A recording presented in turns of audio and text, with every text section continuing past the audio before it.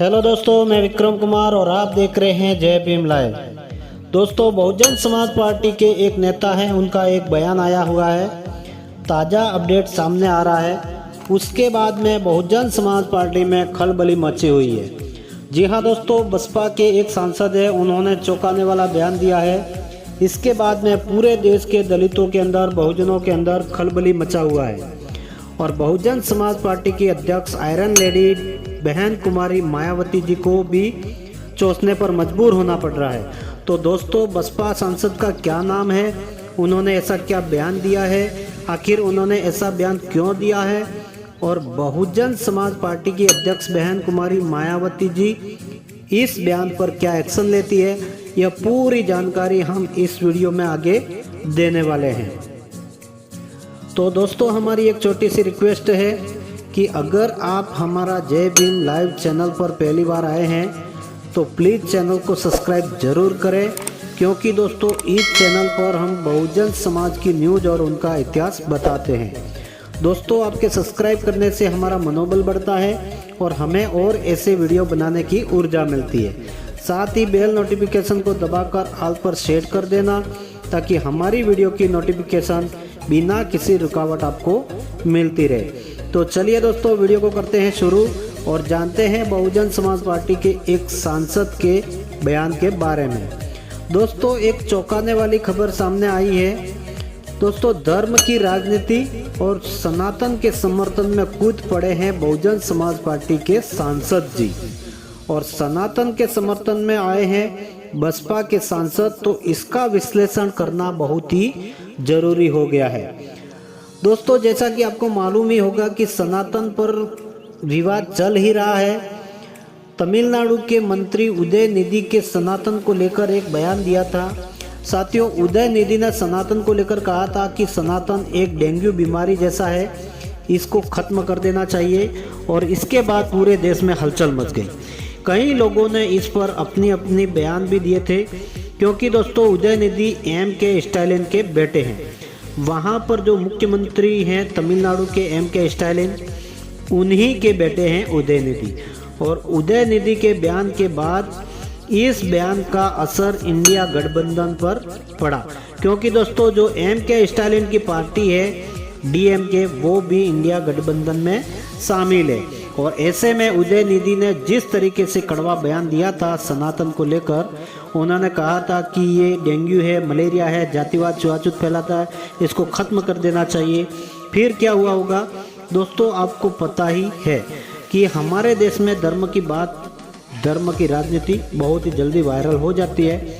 जैसे ही नदी में पानी बहता है, वैसे ही हमारे देश के अंदर धर्म की बात फैलती है। जैसे जंगल में आग फैलती है, उसी तरह अगर कोई धर्म पर बयान दे दे तो पूरे देश में फैल जाता है।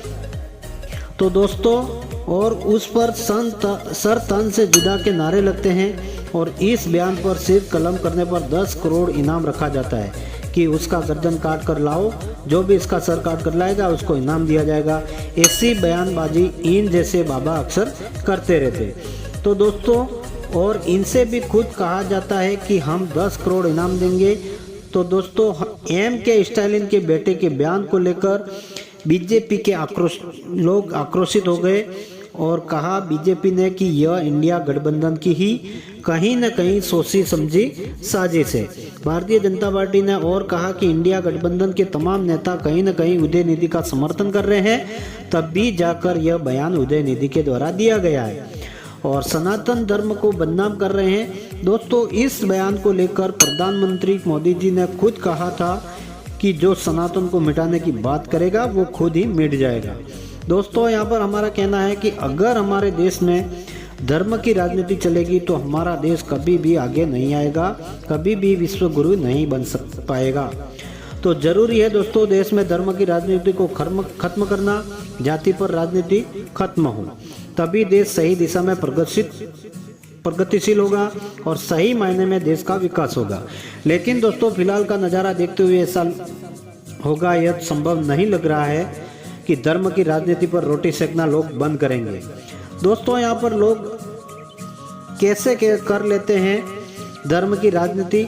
समाजवादी पार्टी के नेता अखिलेश के चाचा राम गोपाल का कहना है कि सनातन पर बोलने वाले मूर्ख लोग हैं और हमें उसकी रक्षा करनी होगी। और दोस्तों अखिलेश यादव बहुत से अपने भाषणों में कहते हैं कि हम तो शूद्र हैं, हम अछूत हैं, क्योंकि वह ओबीसी से आते हैं और खुद को शूद्र मानते हैं। और दोस्तों स्वामी प्रसाद मौर्य भी अब कहते हैं कि सनातन, उन्होंने अभी पलटी मार दिया कि सनातन सत्य है, शाश्वत है, व्यवहारिक है, सनातनी जीवन है। तो दोस्तों ये लोग अपने अपने फायदे के लिए कभी कुछ अलग तो कभी कुछ अलग बोलते रहते हैं। यहाँ पर बाबा रामदेव ने वाराणसी में कहा कि जो भी सनातन को गलत बोल रहा है उनका मोक्ष होने वाला है 2024 में। यह काशी में बाबा रामदेव ने बयान दिया है। अब दोस्तों खास बात यह है कि इंडिया गठबंधन की राजनीति और एनडीए गठबंधन की राजनीति एक तरफ है, उनसे अपने को कोई लेना देना नहीं। लेकिन अगर दोस्तों बहुजन समाज पार्टी का सांसद सनातन के समर्थन में कूदा है, उसके पीछे क्या कारण हो सकते हैं? दोस्तों बहुजन समाज पार्टी के सांसद बिजनौर से बसपा के सांसद मलूक नागर सनातन के समर्थन में कूद पड़े हैं। तो दोस्तों बिजनौर से बसपा सांसद मलूक नागर सनातन के समर्थन में कूद पड़े हैं। तो साथियों मलूक नागर ने ऐसा क्या कहा है कि धमाल मच गया है, बवाल खड़ा हो गया है। तो दोस्तों बहुजन समाज के अंदर बसपा सांसद को लेकर भारी आक्रोश है और आप भी देख लीजिए मलूक नागर ने क्या कहा है कि और करीब करीब जो 70% के आसपास देश के लोग सनातन से डायरेक्ट या इनडायरेक्ट जुड़े हुए हैं, अगर उनके खिलाफ बोलेंगे तो किस चीज का तो गठबंधन और किस चीज का महागठबंधन।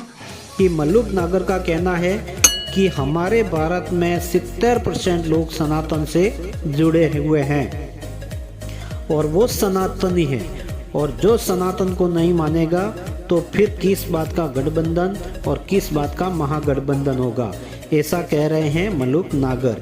यानी कि वो खुद तो सनातन के सपोर्ट में गए ही हैं, लेकिन इस देश के 70% लोगों को भी बोल रहे हैं कि वो भी सनातन से जुड़े हुए हैं। लगता है दोस्तों यहाँ पर कि शायद मलूक नागर बहुजन समाज पार्टी की विचारधारा को भूल गए होंगे या मान्यवर साहब काशीराम जी की विचारधारा को भूल गए होंगे। मान्यवर काशीराम हमेशा बहुजनों की बात करते थे और बहुजनों में कौन आता है? SC ST OBC माइनॉरिटीज, इसी को मिलाकर 85% होता है। तो दोस्तों मलूक नागर साहब कह रहे हैं कि 70% सनातनी हैं, तो फिर उनके कहने का क्या मतलब है दोस्तों? और जो SC ST के लोग हैं वो खुद हिंदू नहीं मानते हैं, SC के लोग खुद को बौद्ध कहते हैं, ST के लोग प्रकृति से जुड़े हुए बताते हैं, तो फिर यह उनका कहना कहाँ तक सही है? दोस्तों ऐसे कई आपको अलग अलग धर्म को मानने वाले लोग आपको मिल जाएंगे।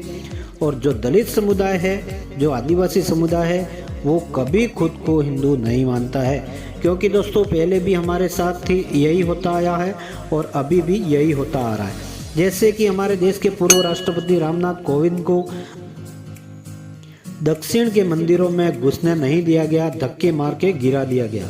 और अभी भी आदिवासी समुदाय से आने वाली द्रौपदी मुर्मू जी को राजस्थान के पुष्कर में मंदिरों में जाने से रोका गया और उनको मंदिर में नहीं जाने दिया गया। तो फिर दोस्तों ये लोग हिंदू कैसे हो सकते हैं? अब दलित राष्ट्रपति, आदिवासी राष्ट्रपति को मंदिर में घुसने की इजाज़त नहीं है, तो फिर आम इंसान की तो बात ही क्या करें। तो दोस्तों मलूक नागर साहब ने जो बयान दिया है वो किस आधार पर दिया है, यह विचार करने की बात है। शायद ये बसपा की विचारधारा को भूल गए होंगे। बहुजन समाज पार्टी एक अम्बेडकरवादी विचारधारा की पार्टी है और इस बयान को लेकर बहुजनों में भारी नाराजगी है, हर कोई हैरान है।